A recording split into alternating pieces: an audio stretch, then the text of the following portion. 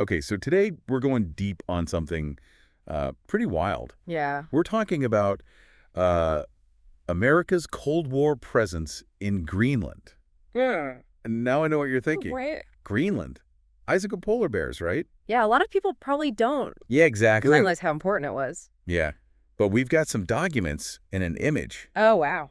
that really tell a different story. Interesting. It turns out Greenland played a huge role in the Cold War. Yeah, especially when you think about, like, the whole nuclear threat thing. Right. Well, that's exactly what we're going to uncover in this deep dive. Sounds fascinating. So we're talking post-World War II. Okay. And tensions arising between the U.S. and the Soviet Union. Right. The classic Cold War setup. Exactly. And suddenly Greenland, this massive icy island, Yeah. becomes strategically super important. Yeah, you can imagine it's like right there between North America and Europe. Right? A land bridge almost. Yeah, exactly. And not just that. If the Soviets got a foothold there, they could launch missiles right at the U.S. Oh, wow. That's terrifying. Yeah. So the U.S. knew they had to act fast. So they set up a military base. Exactly. They established a permanent military presence. Okay.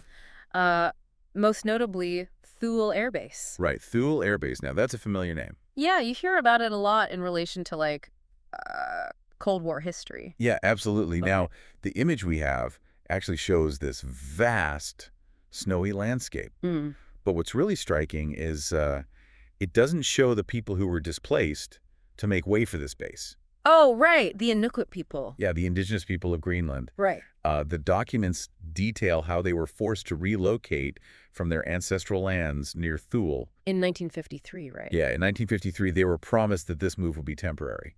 But guess what? I have a feeling it wasn't. It wasn't. It became permanent. Wow. That's pretty rough. Yeah, it is. And the documents really highlight the resilience of the Inuit people. Yeah, how they held on to their culture and traditions despite this huge disruption. Exactly. We even have a quote from Toki Karshaj, a community member, who talks about this deep connection to the land. I'd love to hear that. He says, and I quote, "We are people of the ice and snow. Our lives are intertwined with this land." Wow, that's powerful. It really is. It shows how deeply this displacement affected them. Yeah, it's a good reminder that these global events have real human consequences. Absolutely. Now, if you look at this from a wider perspective, Okay. we can see two distinct narratives emerging. Oh, interesting. Lay them on me. On one hand, the official American perspective, Right. as portrayed in the documents, was that this presence in Greenland was absolutely necessary for national security. Of course, during the Cold War. Right. They argued that it was a defensive measure to counter the Soviet threat. Makes sense. And they also emphasized the economic benefits it would bring to Greenland.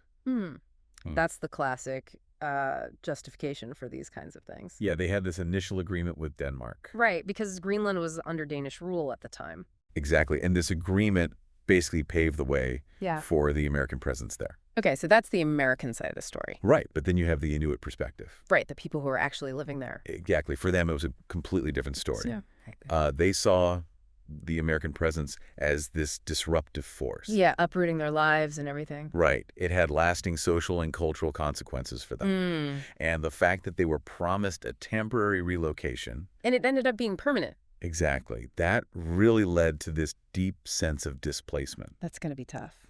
It really is. And it just shows you how these grand global strategies Yeah. can have these really intense and personal local repercussions. Yeah, you don't always think about that. You don't. And it's important to remember that. Absolutely. Now, I'm curious about something. Yeah. How extensive was the American activity in Greenland? Was it just the base? That's a great question. And this is where things get really interesting. Okay, I'm all ears. Because beneath this official narrative of, a defensive military presence lies a secret operation. Oh, wow. What was it called? It was called Project Iceworm. Project Iceworm. Okay, that sounds serious. It was, and it was top secret. Okay, I'm on the edge of my seat. Basically, it was a plan to build this massive network of mobile nuclear missile launch sites. Whoa, hold on. Nuclear missile site. Yeah, and get this. They were going to be buried under the Greenland ice sheet. Wow, are you serious? That's insane. It sounds like something straight out of a spy movie. It does. So they were basically going to turn Greenland into this hidden nuclear chessboard. Exactly. And the documents reveal that they actually built this facility called Camp Century. Camp Century, okay. Which they presented to the world as this scientific research station. Oh, so it was a cover. Yeah, a clever disguise, but its real purpose. Was to launch nukes. Exactly. It had this huge infrastructure. Like what? Tunnels, a nuclear reactor to power it all. The nuclear reactor. Wow, they really went all out. They did. It was a massive undertaking. That's a crazy revelation. It is. And I bet a lot of people listening have no idea about that. Yes, this is blowing my mind. So the idea was that these missiles would be within striking distance of the Soviet Union. So Greenland was like the secret weapon? Exactly. A concealed nuclear threat. Wow. But if it was such a big plan, why haven't we heard about it? Well, that's because it ultimately failed. Oh, what happened? Well, it turns out the ice sheet, Yeah. it's not as stable as they thought. Oh, I see. The movement and the shifting of the ice made the whole project unfeasible. So they had to abandon it. Yeah, they had to scrap the whole thing. Wow, that's wild. It is, but here's where it gets really interesting. Okay.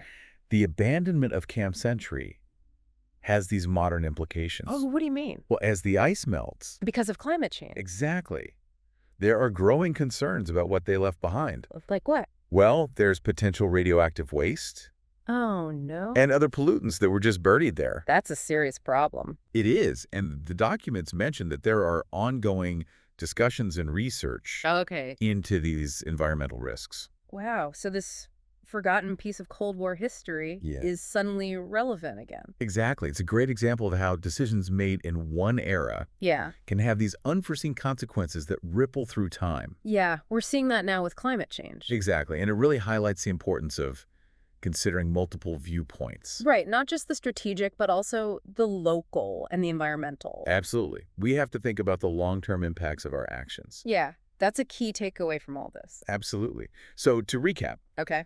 we've gone deep into this forgotten chapter of America's Cold War presence in Greenland. Right. A lot more to it than meets the eye. Exactly. We've explored the strategic importance, the impact on the Inuit people, Right. and this surprising secret of Project Iceworm A hidden nuclear missile plan under the ice. that now poses these environmental challenges we're facing today. Yeah. It really makes you think. It does. It makes you wonder what other forgotten histories are out there and what lessons they might hold for us as we face the challenges of the future. That's a great question to leave our listeners with. It is. It's something for all of us to ponder.